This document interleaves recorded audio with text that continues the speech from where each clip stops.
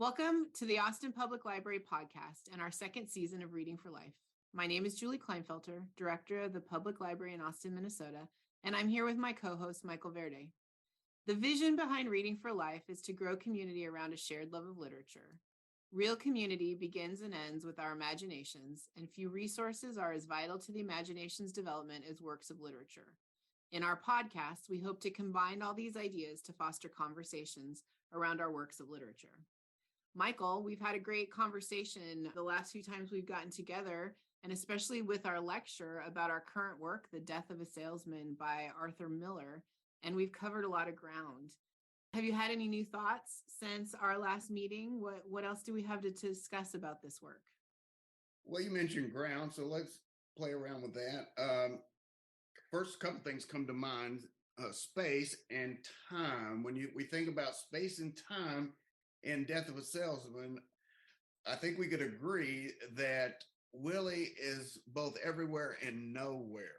And I guess what I mean by that, if we take the commonplace idea to be here now or to be in the present, these are expressions that are ubiquitous in our culture. People that are trying to express a degree of presence that takes them into, as they say, the moment. Interestingly enough, here and now it's not a place you can find on a map with regards to here, and now is not a moment on a clock. So where in the heck are here and now? I think this is a very important question, and The Death of a Salesman engages with it in an incredibly imaginatively intense way. I mean, just real quick, if you go around the clock, you'll see a lot of little numbers maybe, or little marks as to where the hand's moving, but you won't see a now. And with regards to here, if you go to a map, there's probably, unless there's a city named here, you're not going to find it. So where are we when we're in here and now? And I just want to say that is one of the questions I think that this novel is sort of putting in front of us and proposing a kind of, not an answer like you would for an answer on a test, like fill in the blank, but a picture, an image of what here and now might be. So first of all, I want to think about space in Death of a Salesman because it's a big deal in organizing the plot. For instance, the play starts and Biff is out west. Willie, we know because of the comments that the family makes and his conversations with Howard, his boss, he is a roadman in the east. We also know that his father, at least either in his imagination or in point of fact, went to Alaska. And we know that Ben mentions going to Alaska and being in the timber business. And then all of a sudden, Ben is talking about Africa and the diamond mines of Africa. If we think of Alaska as north, and if we think of Africa as south, because this is just imaginatively, if we take the United States as a touch point, then that kind of make sense. So you do have this kind of cosmology that has coordinates. North, south, east, and west. And those places in the play are symbolic of states of mind.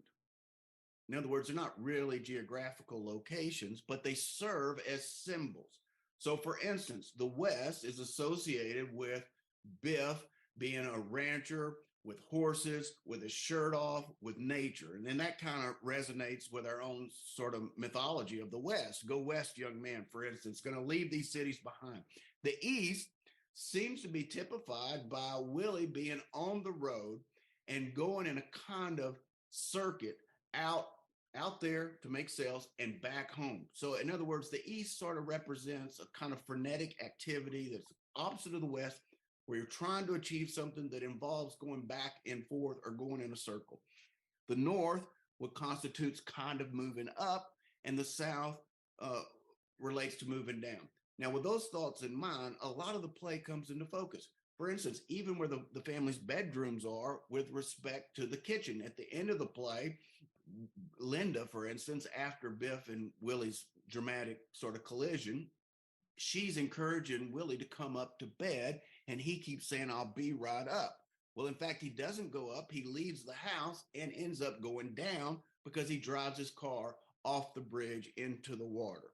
In other words, even at that kind of subtle way, you can see that Linda's encouraging Willie to go up.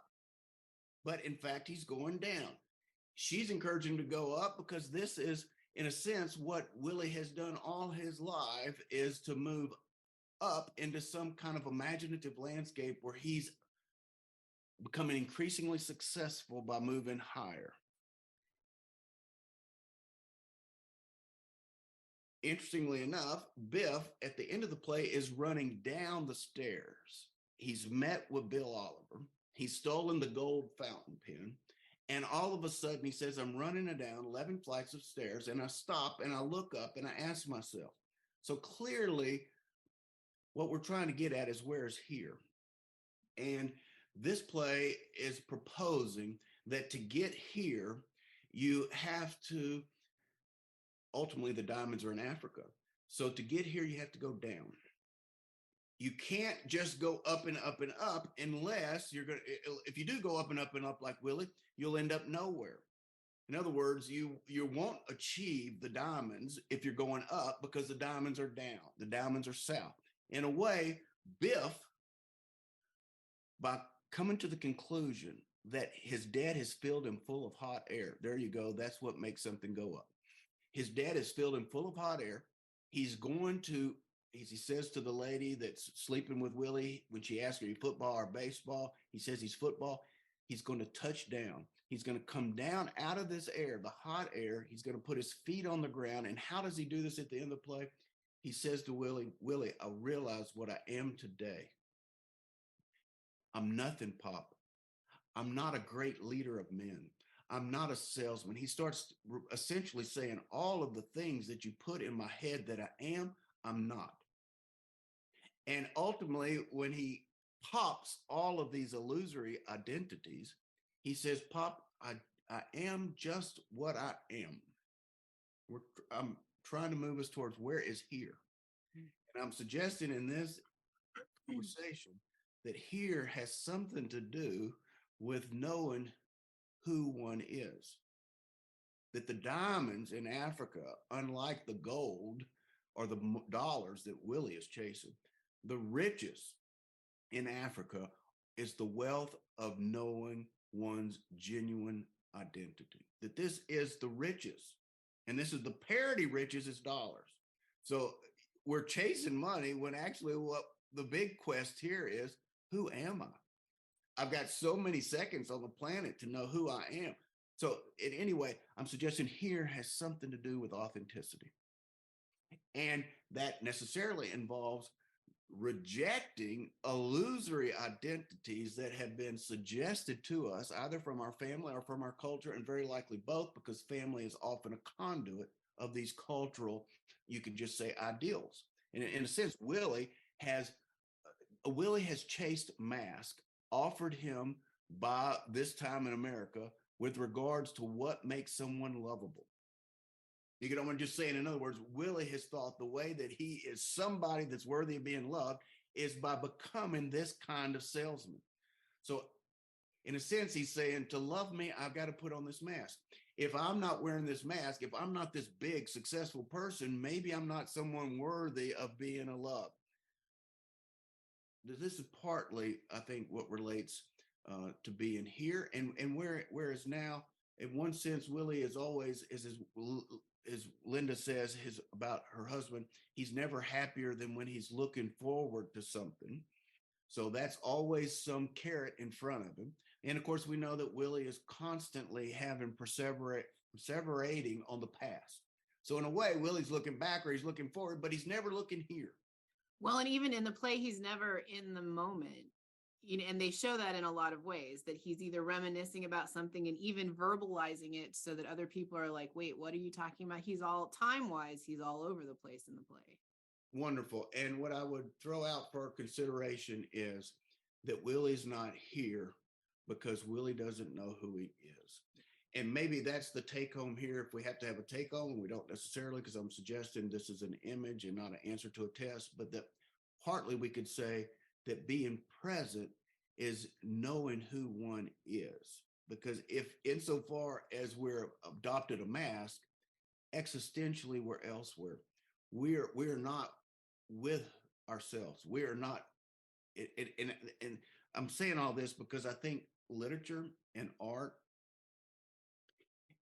is a means by which we can come to know who we are. These are offering us visions that might be countercultural. We spoke last time about the messages that come through commercials. Think about, we live in the era of images, Facebook, internet, TikTok. I mean, what is it? Snapchat, Instagram. What are most of these things? Really, these are persona management. I don't want to be negative about it, but what does Facebook allow us to do? It's not a face nor a book. It allows us to give an image of ourselves that the public will either like or not like. I mean, if you were going to make up something, this is after the death of Salesman that's been written, that perfectly illustrates what a life would be like if you're constantly trying to elicit a certain kind of applause by doctoring your image. Well, I would say that young people, and God only knows what the future is for this generation, because honestly, we haven't lived long enough to know what the impacts are psychologically. I can tell you this, 8% of adolescents in America attempt suicide every year. Now, if you think about that, in a high school of 1,000 people, that would mean 80 of your classmates every year attempt to kill themselves. This is. I don't know if this could be an equivalent number in other places in the globe, in the Western world, but I think it would be one indication that something is amiss. And I'm suggesting maybe Death of a Salesman has something to say about our insatiable quest to receive applause by doctoring our image. When you see that in the play with Biff talking about how happy he is when he first goes west and the jobs that he has, until he starts thinking about his dad and the expectations and the image, and that's what keeps drawing him back, is that need to fulfill that image, whereas he keeps trying to get away from that. And yeah, I think that's a really interesting connection if you think about Willie being kind of the Facebook of today, and Biff being that younger generation who's trying to say, yeah, but is that really like getting you where you want to be, and trying to get away from it a little bit, and he just keeps getting sucked back in. And Well, that's wonderful. You said, is that where you want to be? That's an example of the metaphor, because it suggests that there is a place that we want to be. And we know now that the place that we're talking about has something to do with authenticity. Yeah. And this is a kind of, I think, important insight, and that the play makes visible in a really poignant way. You also said something I think is really important here, that Biff actually does have a means of tuning in to what is genuinely Biff. In other words, there's a kind of criterion, and that is, where does he feel happy? Where does he act? In other words, there is something that seems to be organically related to us that gives us some feedback if we're in the right place or not. And it seems to be pretty honest, because it has something to do with whether are you really genuinely feeling like this is where you belong. I'm thinking of two terms here: authenticity and applause, as a kind of potential tension. What am I actually going to respond to? What's going to be my God? Is it going to be this feeling that I'm congruent with my desires, or is it going to be my classmates' applause? Well, it seems interesting that this is written as a play where applause is going to be part of how that works. And I've never actually seen this done as a play, but I would think that there aren't very many places for applause in this play. Oh, that is wonderful. As a spectator, that would be very different. And that, I think, also relates back to Biff's the football game, where he's expecting all this applause, and they talk about how great it's going to be, and Dad, I'm going to look at you when this happens, and then none of that really plays out. Well, that is wonderful. Yes, because in that image, that scene, it's 80,000 people, and for Willie, this is evidence that his son is going to be a success because of that degree of adulation. So, but you said something I think is really super cool. What's the difference between this make-believe applause in Ebbets Field and the applause that one earns at the end of a play. Because it would seem that the applause at the end of the play is kind of very positive, a recognition. So I think it was a nice thought experiment. How can we uh, determine whether the applause that we're getting is the applause that is encouraging us to be inauthentic or encouraging us to be what we're expected to be by our classmates, or what TV shows is cool? What is the applause that misleads us? And then what is the applause that is a genuine recognition of a kind of authenticity? And how do we know the difference? I don't know the answer to that, but I think that it's a wonderful thing, because a football is a game and a play is a game. And by game, I simply mean it's energy expended for the sake of joy. It's not work is energy expended for the sake of some kind of extrinsic goal. But play, there is no extrinsic reward. The play is satisfying itself. So how might a play be how it might a play be a different kind of game that one plays than football, for instance? And I'm not saying which is better, the arts or athletics, but what is it, an activity in which we find something that's authentic versus an activity that we don't? The play brings this up starkly in the end when the Biff says regarding the house in which Willie has invested his labor, the living room, the back porch. He says there's more of that man. And then he names the places of the house that Willie put himself into the house using his hands, so that now that Willie's gone, where where he's proven his authentic self was in that part of himself that he looked down on because it was merely manual labor. In other words, maybe, I guess what I'm trying to say is that we find our authentic self through the work that we do. And if the work is resonating with an intrinsic sense of fulfillment, then we find ourselves partly in the work, as opposed to just going over to the mirror and say, I'm going to look at my real me now. You see what I mean? That we might find our identities in what it is that we produce. That partly who I am, ultimately am, has something to do with how my imagination has invested itself in this particular medium. And what's a practical consequence? Well, you could say, talking to a young person that seemed to be experiencing an identity crisis. One, what is it that makes you happy, or what makes you sad? Isn't that what Pilate says in the Song of Solomon? So what makes you happy? What makes you sad? And then where are you putting your time? Where are you putting yourself? And what is developing out of that? I think that's actually a fairly concrete way to say, I'm moving towards something where I'm going to be here.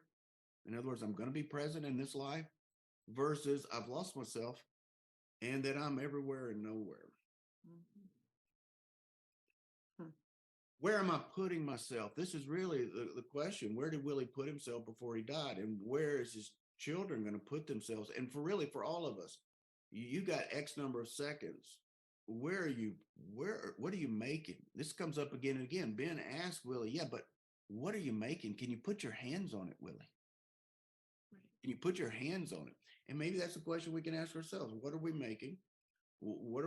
Can we put our hands on what we're making? And is what we make, or what we're making, is it fertile?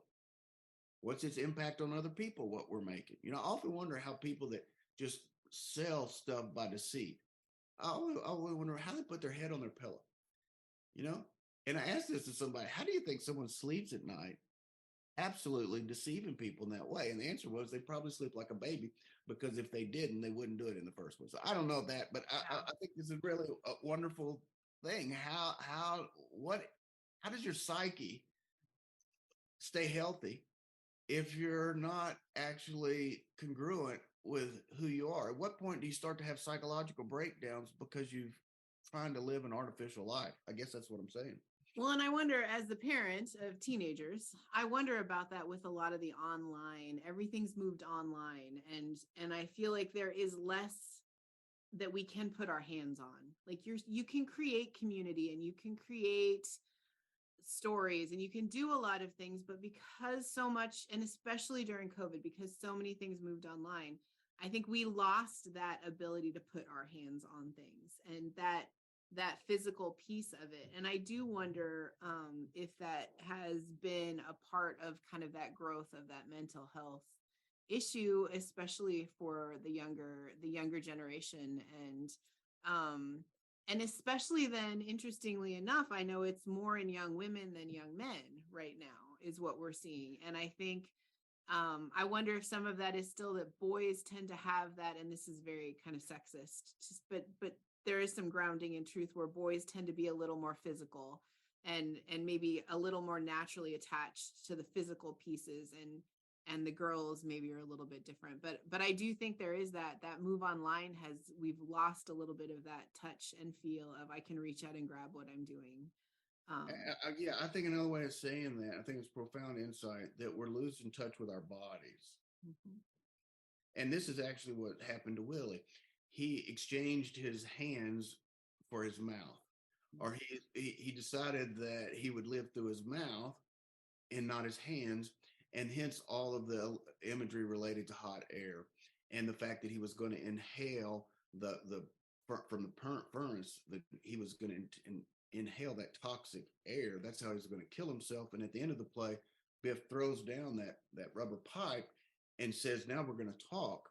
What an image of nonsense and illusions being blown into someone's ear. I mean, in other words, the spirit, and how much of our young people are absorbing messages that are designed to sell products, partly by undermining their sense of confidence. You're not lovable unless you buy this product. But in a sense, if you imagine, we're living in a somewhat toxic environment with regards to the messages that are circulating. And this is a long way to get back to the value of works of art. If there is a source on the planet of oxygen that is not manipulated to feed on you, in other words, if this air that's relating to selling products is predatory, okay, is there another source of oxygen? And we're talking about spirit air now. Is there another sort of oxygen for the spirit that is feeding us or feeding these young people and not really trying to manipulate them to turn them into consumers, to essentially turn them into something that's commodifiable? I would hope that one answer is, well, there are works of art.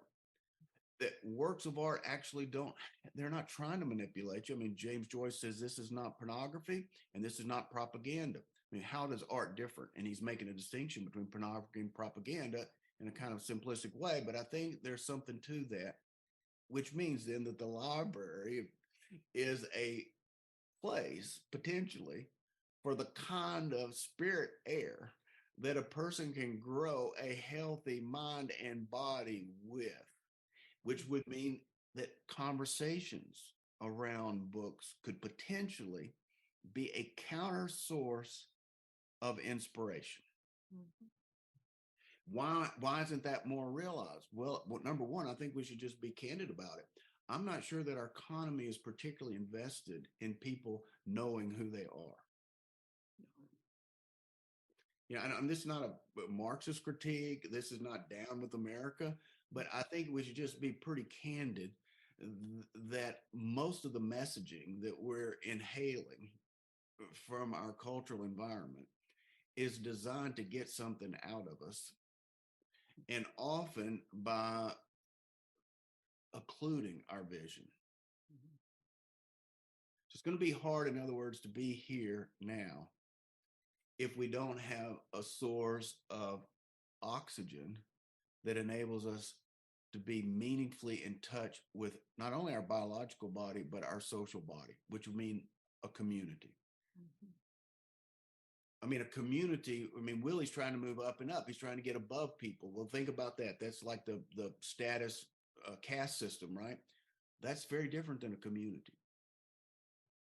So how do people organize themselves socially in a way that is not like the Jeffersons or Zig Ziglar see at the top In other words, it's not a competition. Now, this is a morbid image, but I think it makes the point.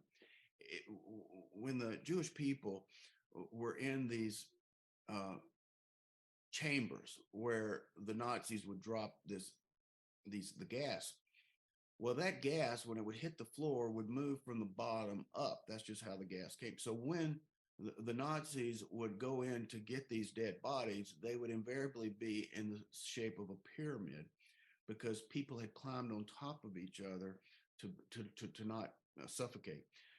Now, that's a pretty stark image, but I think if you imagine any environment in which the purpose is to get to the top, which means to get above other people with a zero sum game. Okay, so what I'm throwing out there is what would be the opposite of that with regards to what would be a healthy way that people could structure their relationships. Mm-hmm. You know, a cool thing at the end of the play that didn't really dawn on me, in fact, until this most last rereading, that Willie is absolutely touched by the fact that he realizes when Biff cries at the end, when Biff is desperately trying to touch him and breaks down and sobs, Willie says to Linda that he was crying. And Linda says, Willie, he loves you. And then all of a sudden, this man who was absolutely broken, he's lost his job, basically his whole effort to commit suicide has been made public in the family. If there was a moment a man was brought to the bottom, there it is. And all of a sudden he gets a reprieve because the love that Biff feels for him all of a sudden gives him a new source of oxygen. And that's partly a motivating factor of why he killed himself, because he starts thinking, what can I give back to Biff? Then he starts to see Ben and he starts saying, can you imagine when he opens that mail and he's got this check for $20,000? In other words, at the end, there really was what they were looking for was a kind of attachment. The diamond in Africa was a kind of intimacy with other people. And I guess maybe we could say, going back to our apocryphal high school situation, Facebook may be creating an environment in which we're competing each other for attention, when in fact what we're looking for is a kind of acceptance from one another based on who we actually are and not what our image suggests. You know, how good do you feel when someone hugs a fake you? I'm not sure you feel it. Yeah. Here's another random thing. I think one of the most important spiritual movements on the planet may be AA. AA and hospice. And for this reason, those are two contexts in which really there's no more time for bullshit, if you excuse my French. One, because we're moving towards death. There's really now's the time to get real. There's nothing, that's a context for getting real. And so is AA for people that their egos have experienced a kind of death. They can no longer maintain the illusion of having it together. These people have often lost their families. They've lost their job. They've lost their dignity. And here there's 12 of us sitting in a circle. And what turns out to be the life-saving medicine? Speaking honestly. They say, like Biff says, I'm nothing. And that's the beginning of the healing. I heard Mike Tyson amazingly say, with regards to being an alcoholic or a drug addict, that unless a person, their ego dies, they're not going to quit using drugs. And I thought, well, that's really interesting that Mike Tyson has connected addiction to this ego business. Mm-hmm. Anyway, here and now seems to have something to do with getting real.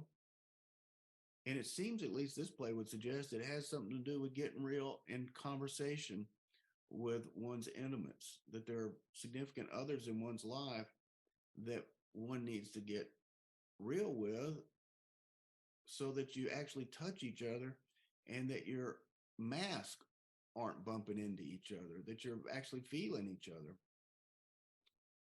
It's really interesting that I know we've talked about this before, but how, and this is why we keep coming back to these classics, to an extent, is that these stories, this was written, this copyright was 1949. I mean, the world is a different place than it was in 1949. And yet the premise of the book, the gems of the book, we can relate to everything that's happening now. The author, couldn't have anticipated Facebook and social media and any of those things. And yet those truths are still there. And I think, we've mentioned it before, and I just think it's worth kind of coming back to that. That's part of this whole premise with Reading for Life, is that those moments of connection and those conversations can be had around these stories that are such nuggets of authenticity and truth and real, and that time doesn't seem to change that. Well, I think it's a great insight. What makes these works of art somewhat timeless? And my first thought is, well, some things haven't changed since 1949. So, for instance, we still need food and water. We still need shelter. We still need oxygen. In other words, there are primary biological things that, as long as we're this species, is never going to change. So is there something like biological primary needs that relates to the spirit? In other words, what is food for thought? So in other words, we may have primary concerns that are not only biological, but that include the biological, include the body, but also the mind. And that these are primary because they are intrinsic and inextricable from our identity as human beings. If there is such a thing, that's not going to change, which is to say that perhaps what makes a classic is that it brings our attention back to these primary needs, back to these primary desires in a social environment that is trying to distract us in favor of secondary needs. So when we may have, really touched something, what makes a classic? And partly it brings us, in a sense, you could say it's bringing us back to come to terms with who we are based on our absolute fundamental desires, and not the artificial desires that we have picked up from the marketplace. Yeah. And if that's the case, then I think, goodness gracious, a great act of political resistance would be certain kind of conversational groups inspired by works of art that bring people back as human beings into a kind of community that their local environment may not be naturally encouraging. In other words, we may have to swim upstream to find ourselves, and that works of literature may be the water that we're swimming in. Mm-hmm. Well, it's inspiring to think so. And not only do I think so, I'm confident of it. Do you know, if you were to have a kind of engagement with this book like we're talking about, you could start to say, you know what, I'm going to start making some conscious decisions. I really don't I don't really like football. Mm-hmm. So, you know what, I don't think I'm going to go out for football. Or, I don't know that I'm goth, or I don't know that I'm heterosexual for that matter. So, in other words, I do think there are action steps that can follow from a conscious awareness and an encounter. You have an encounter with a work of art that says, wake up. You got X number of seconds. What are you building? Okay, I think you can have an encounter like that that's absolutely not just, okay, I finished the book, when the book group's over, let's go back to my life. I think you could have a really wake up moment, and then you could consciously start making decisions that change the course of your life. That's why I think Reading for Life is a very appropriate name for what we're up to here. Mm-hmm. Yeah. And I think people are, again, as a parent, I see that there are times when you're more susceptible in your life for those things. Like there's something about high school that creates this real angst and this real questioning of who am I and where's my place? And it changes then in a college environment. My oldest is off in college, and I've seen a difference between the angst of high school and then that college kind of awakening to an extent. And then I think and then it makes me think about, well, what does that do then when you have children of your own? And there's these cycles that you go through. And I think one of the things that, like you said, this reading for life is, it can be throughout. And we've talked about how reading To Kill a Mockingbird as a high school student was a different experience than reading it as a college student, was a different experience than reading it as a parent, is a different experience than I'm sure as reading it, in another 10 years for me will be. Those things, they keep bringing you back. Mm-hmm. And yeah, I think it's what brings me back to literature. And I think it's part of what got me to libraries, at the end of the day too, was that that that circle of trying to figure out what is truth and what is authentic and what do I want my life to be based around. And In other words, what are libraries? What are they for? In other words, you could say, well, these are so that we can get more successful. Because if you read, the successful people read, well, then, okay, then all of a sudden the library is just a part of this moving on up world of that is going to take us to Alaska. I mean, excuse me. Yeah, it's going to take us north. mhm. Okay. So, or our library is actually not that at all, but a medium with which we can, metaphorically speaking, start to come to terms with who we are. And why is it a public library? Well, ideally, so that no commercial interest or even political interest is manipulating the messaging. So, and in other words, I think the library can be this incredible, when a society says, you know what, we need to set some places apart that are sort of sacred with regards to how we're going to talk to each other. We need some places that are like the timeout bullshit zones. We don't necessarily like it because it won't help our economy, but we know that in order to be healthy human beings, we got to say time out to the BS. Well, I just think what we're up to is an extension of that. Can you get people together in your community to talk like this? And could they talk like that? Or have we imbibed so much of watching the news channels that we would get in a circle and the next thing you know, we'd start competing for attention based on our secondary concerns? You know what I mean? So I think a society could lose touch even with the ability to talk the way that Biff needed to talk to Willie and that Willie needed to talk to Biff. There's a kind of education there. Well, and it's building those connections. It's that connecting piece. You're the kind of that connector. And there's lots of different levels of that. You're connecting to the books and the stories, and you're connecting to your neighbors, and you're connecting to other people in your community.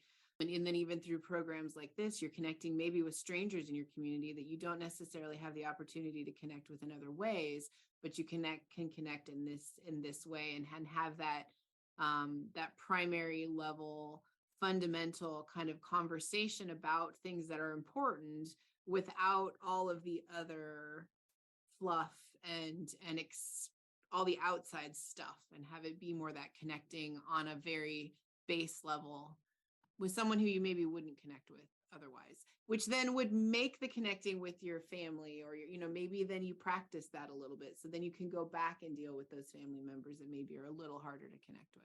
I think that's a great idea. And I could imagine a make believe future where within the library set of offerings, there is maybe a person, or maybe it cuts across job responsibilities, but this commitment to generating conversations that connect. And when we think of public outreach, what are we thinking? Are we thinking of marketing? Are we thinking of actually attempting to influence the kind of interactions that people have that would build community? Yeah. I just think this is a possibility. And if it seems like it's too good to be true, well, okay, then that's a failure of vision on our part. I would be distraught if I thought, you know what, it's inevitable that we're going to live artificial lives and try to maximize profit to have the most objects before I die. That's just inevitable, that human beings are going to do that. And even though we're going to play lip service to consciousness and art, etc., what we're really going to do is just try to get money off each other or otherwise manipulate each other. If I were to come to that conclusion, I would just quit reading because there would be no point in it. So that's thank you for firing me up. Yeah, Um, I I feel continue like, to be you know, amazed. I feel like we've been here and now in this conversation.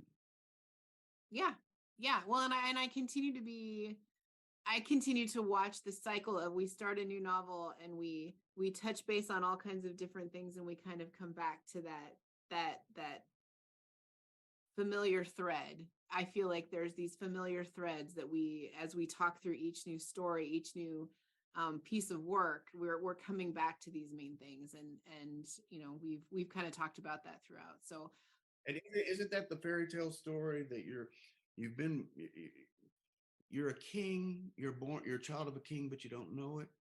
Uh, mhm. isn't this the story that you have an identity that you're not aware of? In other words, I think all works of art, the reason we keep coming back here is that works of art turn on a moment of recognition. The Greek word is agnoresis. It's the moment when the protagonist realizes who he or she actually is, the moment of recognition. And I would say that all works of art ultimately in the service of waking us up from a kind of protracted dream. That's why I think we keep coming back here. Yeah. And this is why I say the next step is, what are the action steps if we believe this is the case? This is why I'm saying pushing the conversation into bringing community together to have people talk is a kind of action step, Mhm. and not just we're going to keep talking about what we could do. We're doing something right now, I think. Yeah. Well, Well, thank you. It's great yeah. to talk to you as always. Yeah, I agree, and especially like I said, I wasn't really sure when I first read Death of a Salesman, kind of that for this in preparation for this. I was like, man, I just don't know where we're going to go with this one. This one's different. So it's always exciting. And that kind of brings us to our next piece of work is The Things They Carried by Tim O'Brien. So that's the one that we're going to be working on next. And for our listeners out there, if you've read it before, great. Go pick up another copy from the library or your local independent bookstore and read it again. And we will meet you back here to kind of continue that conversation and see where those threads lead us. And you correct me if I'm wrong, but isn't Tim O'Brien an Austin, Minnesota, a native? Tim O'Brien was born in Austin, Minnesota. Yes. How So about that? How many towns in America can say they're the birthplace of one of the great living authors on the planet? Because Tim O'Brien is one of the great living authors. Okay, a lot of books that we will be that you see in Barnes and Noble now are going to disappear as inconsequential. The Things They Carry is not going to disappear.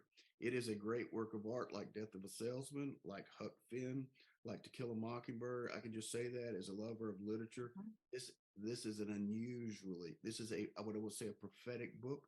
So the fact that he's from Austin, Minnesota, it's not just that you have an author from Austin, Minnesota, you have one of the great living authors on the planet from Austin, Minnesota. very exciting. So go out and grab that copy and read, and we'll meet you back here. See you later. Sounds good. Thank you, Michael. Okay.